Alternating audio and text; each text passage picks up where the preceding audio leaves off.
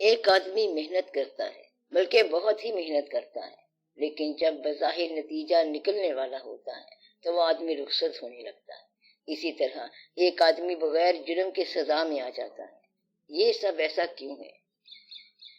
آپ اگر محنت کرنے والوں کو حصوں میں تقسیم کریں تو دو قسمیں بنتی ہیں، یعنی ماننے والے اور نہ ماننے والے۔ ایک تیسری قسم بھی ہو سکتی ہے، یعنی ایسے ماننے والے جو جاننا بھی چاہتے ہیں۔ ماننے والوں کے لیے راستہ بڑا آسان ہے۔ آپ یوں سمجھیں کہ زندگی دینے والا آپ کی زندگی کو اپنی مرضی سے گزارنا چاہتا ہے۔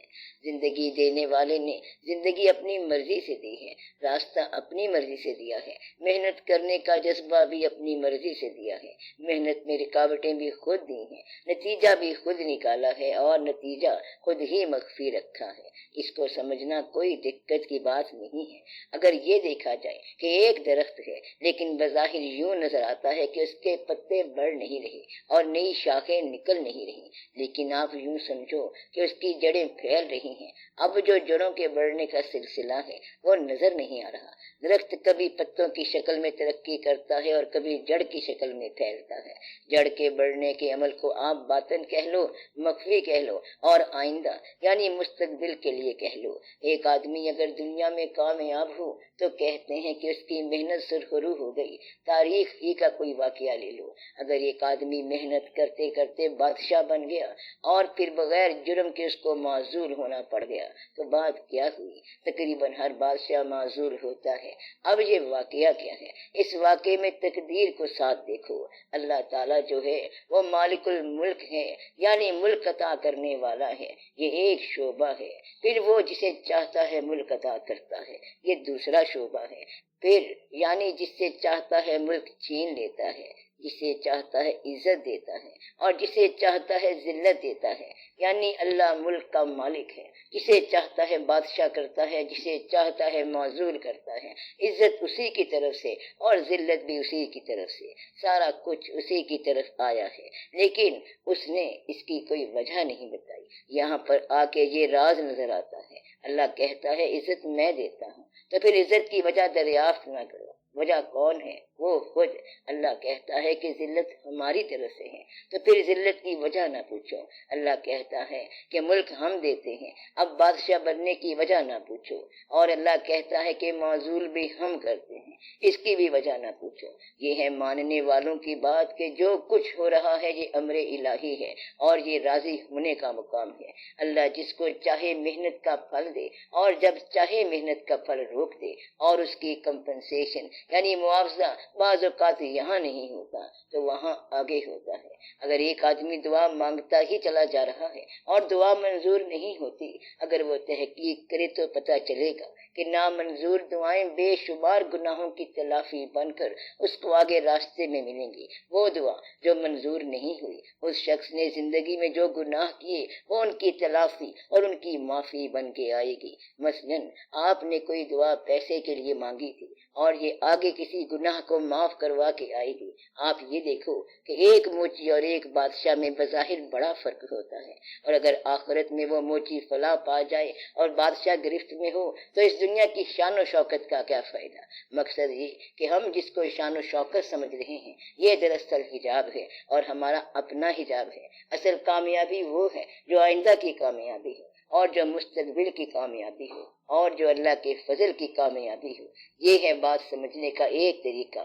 بات سمجھنے کا ایک اور طریقہ بھی ہے۔ یہاں پیغمبروں پر لوگوں نے اعتراض کیا ہے کہ آپ اللہ سے اپنا تعلق بیان کرتے ہیں مگر آپ کے پاس پیسہ نہیں ہے اور آپ غریب ہو۔ اللہ تعالیٰ نے جواب دیا کہ یہ اللہ سے جو تعلق ہے صرف تعلق ہے اور یہ جو دولت ہے صرف دولت ہے۔ فرعون کی زندگی ہے اور موسیٰ علیہ السلام کی زندگی موسیٰ علیہ السلام کی زندگی ہے۔ اب یہاں مغالطہ نہیں رہا۔ اب اگر اللہ آپ کو اپنا تعلق دے دے اور پیسہ نہ دے تو آپ کیا پسند کریں گے؟ آپ اللہ سے تعلق کو پسند کریں گے۔ لیکن دور جدید میں یہ بات سمجھنا مشکل ہے کہ اللہ تعالیٰ کا قرب کیا ہوتا ہے، اس لیے اس زمانے میں یہ سوال پیدا ہو رہے ہیں، ورنہ پرانے زمانے میں تو یہ سوال نہیں ہوتے تھے۔ غریب ہو یا امیر ہو، تکلیف میں ہو یا خوشی میں ہو، اس کو تو اللہ کے ساتھ تعلق چاہیے تھا۔ جو اللہ کے ساتھ متعلق ہو گیا اس کو پھر کوئی گلہ نہیں رہ جاتا۔ ہمارا یہ جو شعبہ ہے جج کرنے کا یہ غلط ہو گیا ہے۔ ہم سوچتے ہیں کہ اس کو انعام ملا یا نہ ملا، وہ غریب ہو گیا کہ امیر ہو گیا، دیکھنا یہ چاہیے کہ کوئی شخص اللہ کے قریب ہو گیا کہ دور ہو گیا۔ آج کل کے دور میں غریب کا قریب ہونا مشکل ہو گیا ہے۔ سرکار دو عالم صلی اللہ علیہ وآلہ وسلم نے فرمایا غریبی پہ ہمیں فخر ہے اور غریب ہم میں سے ہیں۔ ایک اور جگہ حدیث میں ہے کہ عین ممکن ہے کہ غریبی تجھے کافر کر دے، ایسا غریب جو غیر مطمئن ہے اس کے لیے اندیشہ ہے کہ وہ ایمان سے محروم ہو جائے، اور وہ غریب جو مطمئن ہے اس کے بارے میں یقین ہے کہ وہ اللہ کے قریب ہوگا۔ اگر ہم لوگ اپنی زندگی کے فیصلوں کو اللہ کا حکم مان لیں تو پھر گلہ نہیں رہتا۔ انسان اس کا مال ہے، جہاں رکھے جس حال میں رکھے، ہمیں راضی رہنے کے علاوہ چارہ کوئی نہیں ہے اور اس کے علاوہ راستہ بھی کوئی نہیں ہے۔ اگر یہ سمجھ آ جائے تو پھر یہ سوال نہیں پیدا ہوتا۔ اللہ کے قریب رہنے والے ان حالات سے گزرے ہیں۔ اللہ تعالیٰ نے فرمایا، یہ اس کا واضح طور پہ ارشاد ہے کہ میں تمہیں 4 چیزوں سے آزماؤں گا، یعنی خوف، بھوک، جان اور پھل کے نقصان سے۔ کہ پہلی آزمائش خوف سے ہوگی۔ خوف ضرور آئے گا، خوف حاصل کے چھن جانے کا ہوگا، خوف محنت کا نتیجہ حاصل نہ ہونے کا ہوگا، دنیا کا ہوگا، خوف دین کا ہوگا، عقبہ کا ہوگا، اپنا خوف ہوگا۔ اس طرح اللہ آزمائے گا، اور آزمائے گا بھوک سے۔ بھوک صرف کھانے کی نہیں بلکہ خواہش کی بھی ہے۔ انسان کے اندر والہانہ خواہشیں آتی رہتی ہیں۔ والہانہ خواہش کی ایک مثال یہ ہو سکتی ہے کہ کہیں پتنگ کٹ جائے تو اچھے خاصے بندے بریک لگا کے اس کے پیچھے دوڑ پڑتے ہیں۔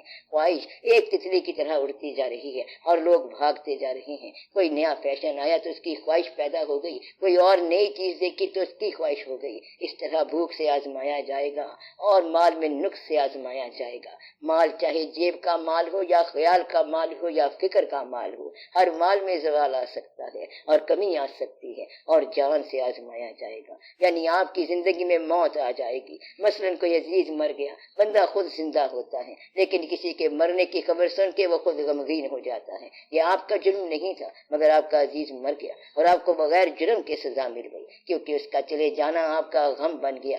اور پھر پھلوں کے نقصان سے آزمائش ہوگی، یعنی تیار پھل اور کھیتیاں جل جائیں گی۔ اب یہاں پہ بشر الصابرین یعنی صبر کرنے والوں کے لیے بشارتیں شروع ہو جاتی ہیں۔ ان کے لیے ہمیشہ ہمیشہ کے لیے رحمتیں ہیں۔ صبر کس بات کا؟ بھوک کا، خواہش حاصل نہ ہونے کا، پھل حاصل نہ ہونے کا، محنت کا ثمر رائے گاہ ہو جانے کا، اور جو کچھ آپ نے کیا اس کا نتیجہ برآمد نہ ہونے کا۔ اگر آپ یہاں صبر کر جائیں تو آپ اللہ کے تقرب میں آ جائیں گے۔ اور ان لوگوں کے لیے کہا گیا ہے کہ ان اللہ مع الصابرین، یعنی اللہ صبر کرنے والوں کے ساتھ ہے۔ تو جہاں کہیں آپ یہ دیکھیں کہ بظاہر ناانصافی ہو رہی ہے، وہاں سر جھکا کے غور سے دیکھیں کہ جسے آپ ناانصافی کہہ رہے ہیں یہ ناانصافی نہیں ہے۔ انسان اللہ کا مال ہے، اللہ اس کو اس راستے سے جیسے بھی گزار رہا ہے، آپ اس کو سمجھنے کی کوشش کریں، اور آپ یہ سمجھ نہیں سکیں گے جس طرح اللہ نے یہ کہا ہے کہ جو میری راہ میں شہید ہو گیا تم اس کو مردہ نہ کہو، بلکہ وہ لوگ زندہ ہیں اور تمہیں اس کا شعور نہیں۔ جب آپ کو شعور ہی نہیں ہے تو پھر تسلیم کر لینا چاہیے کہ آپ کی محنتوں کا پھل اگر نہ ملے تو یہ ظلم نہیں ہو رہا بلکہ اس میں بڑے غور کا مقام ہے۔ درویشوں نے فرمایا کہ جنت میں جانے والوں سے اگر یہ پوچھا جائے کہ وہ یہاں کیسے آ گئے تو بہت سارے لوگ یہ بتائیں گے کہ ہم یہاں پر اتفاق سے آ گئے ہیں، کیونکہ ہماری خواہشیں پوری نہیں ہوئی، یعنی کہ جو کچھ ہم نے چاہا تھا وہ پورا نہیں ہوا، اور اس طرح ہم جنت میں آ گئے، کیونکہ جو اس نے چاہا تھا وہ نیکی نہیں تھی اور اللہ تعالیٰ نے وہ پورا نہیں کیا، اس طرح وہ نیکی بن گئی ہے۔ خواہش کے پورا نہ ہونے کا نام بھی جنت ہے۔ دوزخ میں جانے والے اکثر لوگ گناہ پورا کر کے جاتے ہیں، اس لیے خواہش اگر پوری نہیں ہو رہی ہے تو آپ دیکھو گے کہ عین ممکن ہے یہ اللہ کی مہربانی ہو۔ اس بات پر ضرور غور کرو۔ اللہ تعالیٰ کا ارشاد ہے کہ ممکن ہے تم پسند کرو وہ چیز جو تمہارے لیے نامناسب ہو، اور تم ناپسند کرو اسے جو تمہارے لیے اچھی ہو۔ گویا کہ فطرت کے بنانے والے نے یہ بتایا ہے کہ ہم وہ پسند کر سکتے ہیں جو نامناسب ہو، اور جو ہمارے لیے موزوں ہو اسے ہم ناپسند کر سکتے ہیں۔ لہذا پسند اور ناپسند کو نکال لیا جائے تو نتیجہ اللہ کا قرب ہی رہ جاتا ہے۔ آپ بات سمجھ رہے ہیں؟ عام طور پر لوگ اپنی خواہش کے علاوہ کو گناہ سمجھتے ہیں، یعنی کہ یہ جو میری خواہش کے خلاف بات ہو رہی ہے یہ بڑا ظلم ہو رہا ہے، حالانکہ اگر آپ اللہ کی مرضی کے علاوہ بات کریں تو یہ ظلم ہے۔ اگر اپنی مرضی کو اللہ کی مرضی پر نثار کر دیا جائے اور پھر جو اللہ کر رہا ہے اس پر راضی رہا جائے، گلہ نہ کیا جائے اور کوئی شکایت نہ کی جائے، تو پھر اس دنیا میں تکلیف کوئی نہیں ہے۔ ایک آدمی نے جا کے اپنے بزرگ سے کہا کہ میرے لیے دعا کریں کہ میری زندگی آسان ہو جائے۔ انہوں نے کہا اللہ تعالیٰ تمہیں بہت زندگی دے، مال دے، دولت دے، اتنی مال و دولت دے کہ چھوڑتے وقت تجھے تکلیف نہ ہو۔ اب آپ بتاؤ کہ جس مال کو چھوڑتے ہوئے تکلیف نہ ہو وہ کتنا ہونا چاہیے؟ اس کا حساب لگانا چاہیے کہ آپ کو اتنا مال مل جائے کہ چھوڑتے وقت تکلیف نہ ہو۔ میرا خیال ہے جتنا کم مال ہوگا اس قدر آسانی ہوگی۔ مال کو چھوڑنا بہرحال ہے اور جانا ضرور ہے، اس لیے دعا کا مطلب یہی ہے کہ اللہ تعالیٰ تو ہمیں اپنے فیصلوں پر راضی رہنے کی توفیق عطا فرما، پھر گلہ نہیں پیدا ہوگا۔ اگر اس کو اس طرح کہہ دیا جائے کہ ڈیمانڈ چھوڑ دو، کیونکہ جس نے آپ کے مانگنے سے پہلے زندگی دی، آپ کے مانگنے سے پہلے جس نے آنکھیں دی، مانگنے سے پہلے جس نے ماں باپ دیے اور مانگنے سے پہلے جس نے ہر چیز دی، وہ بن مانگے ہی دیتا چلا جا رہا ہے۔ اب آپ مانگنے کا تکلف نہ کرو، اگر مانگنا ہی ہے تو اللہ کا فضل مانگو اور رحم مانگو۔ اللہ جو کچھ دے رہا ہے ٹھیک کر رہا ہے۔ اگر آپ تقاضا چھوڑ دیں تو انشاءاللہ تعالیٰ زندگی آسان ہو جائے گی، اگر آپ شکایت کرنا بند کر دیں تو نتیجہ یہ ہوگا کہ زندگی آسان ہو جائے گی، اور اگر گلہ کرنا بند کر دیں تو زندگی آسان ہو جائے گی۔ اس طرح اللہ کے فضل سے ہر شے آسانی کے ساتھ چلتی جائے گی۔ اس لیے وہ لوگ جو زندگی میں گلے کا راستہ اختیار کرتے ہیں ان کو یہ بات سمجھ نہیں آتی کہ نتیجہ جو ہے یہ کیا ہے۔ حقیقت تو یہ ہے کہ اگر ہماری مرضی کے مطابق نتیجہ نکلنے لگ جائے تو ہمیشہ ہی نقصان ہو۔ بہتر یہ ہے کہ اللہ کی مرضی کا نتیجہ ہو۔ اللہ تعالیٰ نے ارشاد فرمایا کہ اے انسان، ہم نے تجھے محنت کے لیے پیدا کیا اور تو محنت ضرور کرے گا، لیکن محنت وہ کر جو تجھے میرے راستے کی طرف لائے، ورنہ تو جواری سب سے زیادہ محنت کرتا ہے اور چور بڑی محنت کرتا ہے، کیونکہ انسان اندھیرے میں اپنے گھر نہیں جا سکتا اور رات کی تاریکی میں دوسرے کے گھر میں جانا بڑی ہمت کی بات ہے۔ اس لیے کہتے ہیں کہ چوری بڑی محنت کی بات ہے، لیکن چور کا عمل کیا ہے؟ برائی ہے تو برائی، لیکن بڑی محنت کا کام ہے۔ خالی محنت کوئی نتیجہ نہیں لائے گی جب تک کہ محنت اللہ کے احکام کے مطابق نہ ہو۔ اس لیے آپ اللہ کے راستے کی طرف محنت کریں، ورنہ محنت آپ کو ہمیشہ غلط راستے کی طرف لے جائے گی۔ آج سے آپ یہ فیصلہ کر لیں کہ آپ اللہ کے راستے کی محنت کریں گے۔ اللہ نے کہا ہے کہ تم محنت کرنے کے لیے پیدا کیے گئے ہو اور محنت کے لیے تم مجبور ہو۔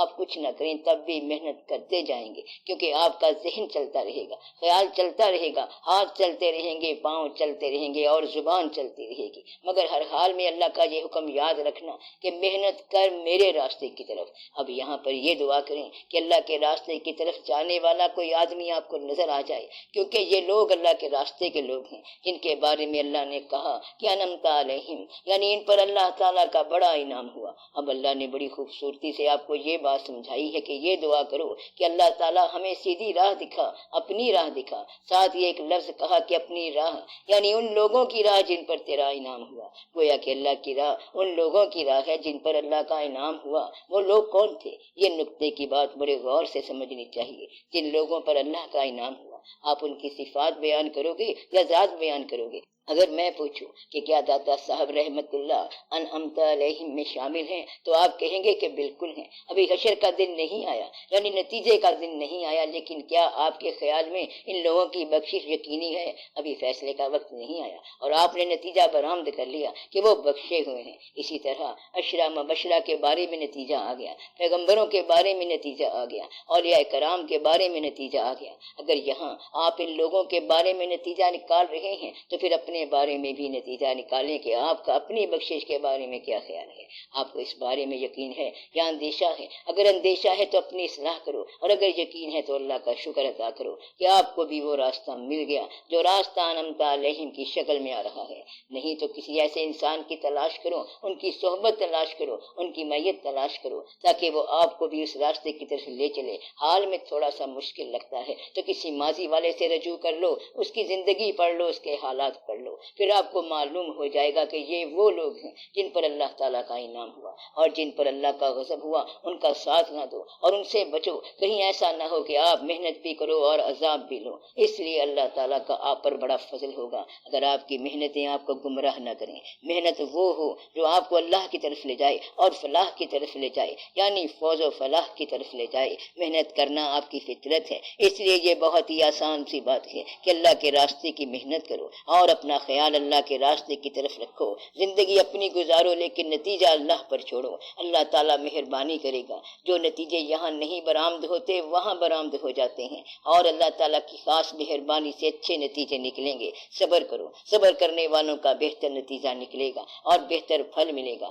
آپ یہاں دیکھ رہے ہو ظلم ہو رہا ہے، لیکن دراصل ظلم نہیں ہو رہا ہے، یہ اللہ کی کائنات ہے۔ درویشوں میں یہ کہا جاتا ہے کہ اگر تجھے اس کائنات میں زمین و آسمان کی ایک دن کی ملکیت دے دی جائے اور یہ اختیار دے دیا جائے تو اس میں کیا تبدیلیاں کرے گا؟ تو درویشوں کا جواب یہ ہے کہ ہم جوں کی توں کائنات واپس اللہ کے حوالے کر دیں گے اور اس میں اپنی مرضی سے کوئی تبدیلی نہیں کریں گے اور کوئی تبدیلی نہیں مانگیں گے۔ تو فقیر کے لیے حکم ہے کہ کائنات جیسی ہے ویسی کی ویسی اللہ کے حوالے کر دو، بس یہ ہے راضی ہونے کی تعریف۔ اختیار مل جائے تب بھی آپ اس کی مرضی پر چلتے جاؤ جیسا کہ کائنات چل رہی ہے، پھر آپ کو یہ بات سمجھ آ جائے گی کہ یہ سب کیا ہے۔ اس لیے آپ گلہ نہیں کرو، اس کا نتیجہ وہ جانے۔ موسیٰ علیہ السلام نے اللہ سے جا کے پوچھا کہ یا باری تعالیٰ فرعون کے ساتھ کیا سلوک کیا جائے؟ اللہ پاک نے فرمایا کہ اس کو ہماری طرف ڈسپیچ کر دو۔ موسیٰ علیہ السلام نے پوچھا پھر اس کے بعد کیا ہوگا؟ اللہ پاک نے کہا پھر تو بھی ہمارے پاس آ جانا۔ بات اتنی ساری ہے کہ پہلے اس کو بھیج دو اور بعد میں آپ خود ہی آ جاؤ۔ اس لیے کچھ لوگوں کو آپ وہاں چھوڑ کے آئے ہو، پھر چھوڑنے والے خود چلے جائیں گے اور پھر آپ کو چھوڑنے والا کوئی اور پیدا ہو جائے گا۔ قصہ اتنا سارا ہے، چند دن کی بات ہے اور زیادہ لمبی چوڑی کہانی نہیں ہے۔ کامیابی بھی چلی جائے گی اور ناکامی بھی چلی جائے گی، سکھ والا بھی چلا جائے گا اور دکھ والا بھی چلا جائے گا۔ راضی رہنے والا جو ہے وہ کسی نتیجے پر ضرور پہنچ جائے گا۔ اللہ تعالیٰ کے راضی ہونے کا سب سے بڑا ثبوت یہ ہے کہ جو لوگ اللہ کے فیصلوں پر راضی ہو گئے اللہ ان پر راضی ہو گیا۔ ان لوگوں کے لیے کہا گیا ہے یعنی اللہ ان پر راضی ہو گیا اور وہ اللہ پر راضی ہو گئے۔ جن لوگوں پر اللہ راضی نہیں ہوتا ان کو اپنے پر راضی نہیں ہونے دیتا۔ یہ راز کی بات ہے۔ جو لوگ اللہ پر راضی ہیں یہ کون لوگ ہیں جن پر اللہ راضی ہے؟ آپ اپنے دل میں سوچو کہ کیا آپ اللہ کے فیصلوں پر راضی ہو؟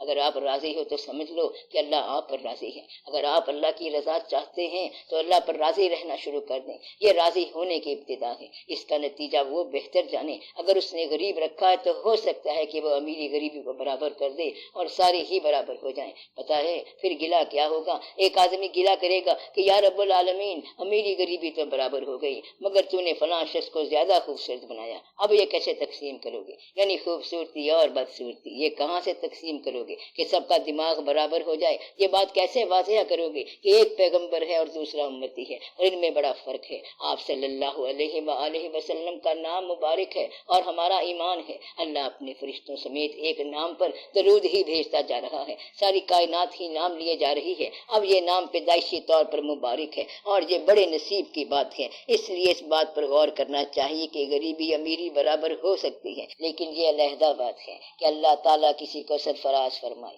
یہ سب اللہ کے کام ہیں۔ اللہ نے کہا ہے کہ یہ تخلیق میری ہے اور میں جس کو جو چاہتا ہوں بناتا ہوں اور جس کو جو مقام دینا چاہتا ہوں وہ میں دیتا ہوں۔ مقامات تعارف کرانے کے محتاج نہیں ہوتے۔ جس کو اللہ نے گلا دیا ہو اور کوئی سننے والا نہ ہو تو وہ جنگل میں گانا شروع کر دے گا۔ ٹیلنٹ یعنی خوبی ضرور باہر آ جاتی ہے، اللہ کی طرف سے دی گئی خوبیاں چھپتی نہیں ہیں۔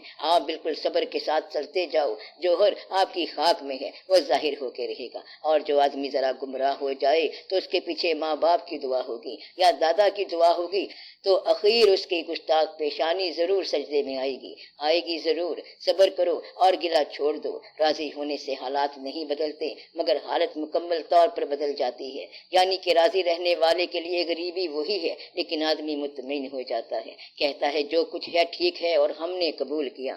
جے دکھ دے کے راضی رہندے تے سکھ دکھاں تو وارے، دکھ قبول محمد بخشا ذات راضی رین پیارے۔